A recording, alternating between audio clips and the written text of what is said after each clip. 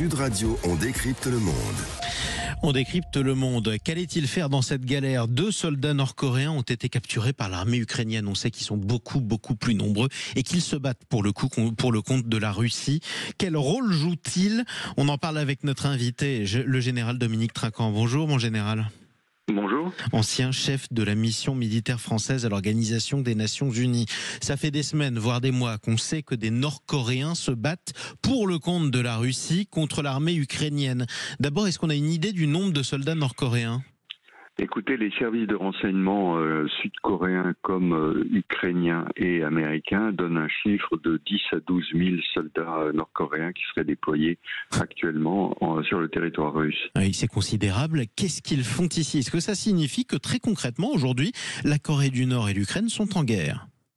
Non, pour plusieurs raisons. D'abord parce que la Corée du Nord, comme la Russie, ne l'a pas évoqué et a même camouflé la présence de soldats nord-coréens.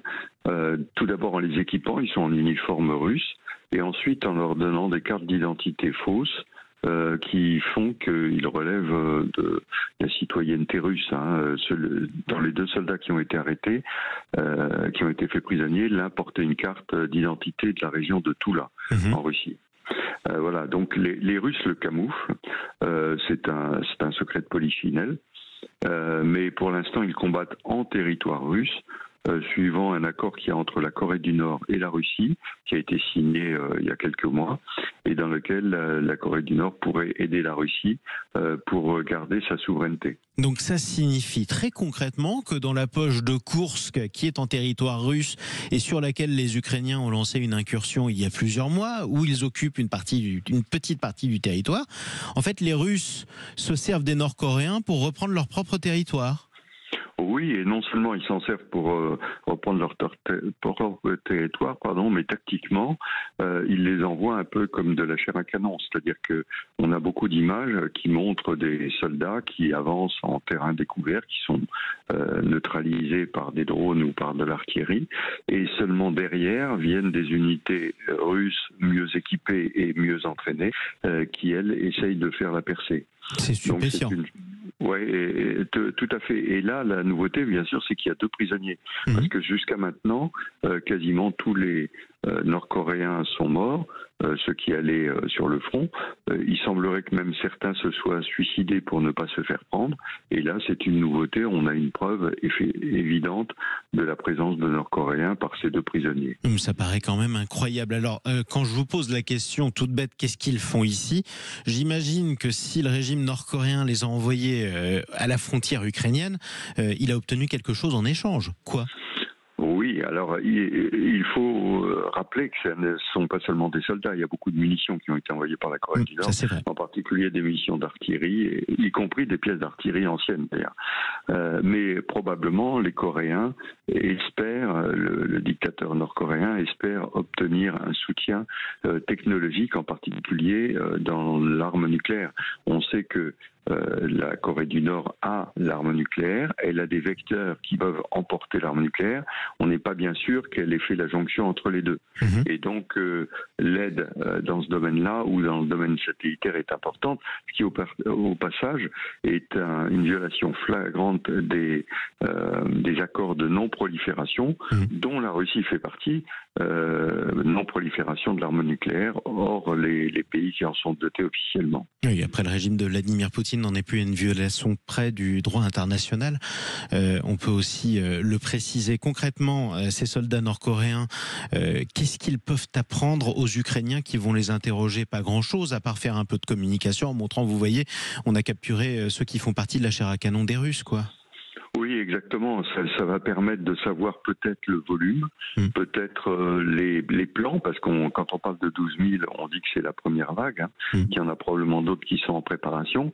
Ceci note au passage, dénote au passage le manque de personnel dans l'armée russe. Oui. Alors, c'est paradoxal de dire ça, parce que la Russie est un pays gigantesque, mais la Russie cherche à protéger un certain nombre de ses citoyens, en particulier les Slaves, et donc n'hésite pas à envoyer des soldats russes qui viennent de régions reculées, et en envoyant des Coréens, il marque clairement qu'il y a un problème de recrutement en Russie pour aller combattre. Pourquoi ? Parce que les Russes ne veulent pas y aller, ou alors parce qu'il n'y a pas suffisamment d'enfants dans les familles, dans la mesure où on le sait, la natalité est assez basse depuis quelques décennies dans la partie russe de la Russie?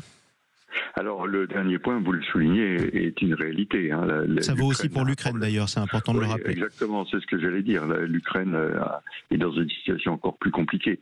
Mais en Russie se joint à la fois la baisse démographique, bien sûr, la volonté de protéger les populations slaves, singulièrement à Moscou et à Saint-Pétersbourg, pour permettre à la Russie de continuer à penser qu'elle n'est pas en guerre.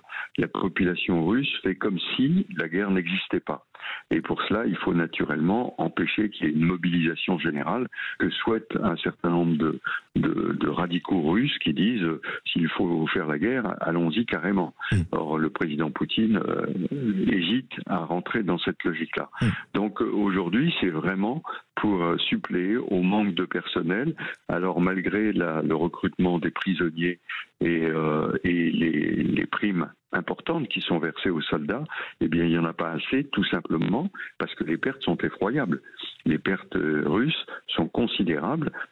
Ça permet de gagner du terrain. Bien sûr, la Russie gagne du terrain, en particulier dans le Donbass, mais au prix de pertes énormes. Effectivement, au prix de pertes très lourdes. Malgré tout, est-ce que Vladimir Poutine n'est pas en train de gagner son pari? Alors non pas celui qui s'était lancé dans les premiers jours de la guerre, puisqu'il voulait prendre Kiev en 3 jours, ça on a compris, c'est terminé, ça n'arrivera jamais. En revanche, pousser les Ukrainiens à renoncer à une bonne part de leur territoire. On s'attend à voir une rencontre entre Donald Trump et Vladimir Poutine assez rapidement, une fois que que le premier aura prêté serment. Oui, mais il y a un problème de chronologie parce que effectivement, les Russes, M. Poutine en particulier, voudraient annexer les 4 oblats, enfin occuper, les 4 oblats qu'il a déjà annexés en septembre 2022. Or, au rythme de la progression russe, il leur faudra encore 1 an et demi à peu près pour annexer ces 4 oblats, en particulier Zaporijie et Kherson. Et donc, ça veut dire que si M.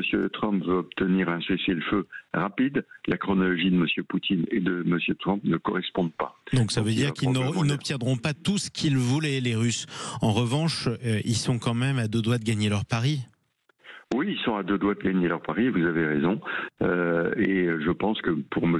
Trump, il s'agit d'obtenir le cessez-le-feu le plus rapidement possible et savoir s'ils peuvent contraindre M. Poutine à accepter ce cessez-le-feu alors que les 4 oblats ne sont pas entièrement occupés. Sachant que la situation économique de la Russie est très difficile en ce moment et qu'effectivement, quand on en est réduit à envoyer des soldats coréens mourir sur le front à la place de ses propres soldats, c'est qu'on n'en a plus beaucoup en réserve. On reviendra sur cette guerre absolument dramatique déclenchée par Vladimir Poutine il y a quelques années. Merci beaucoup, mon général.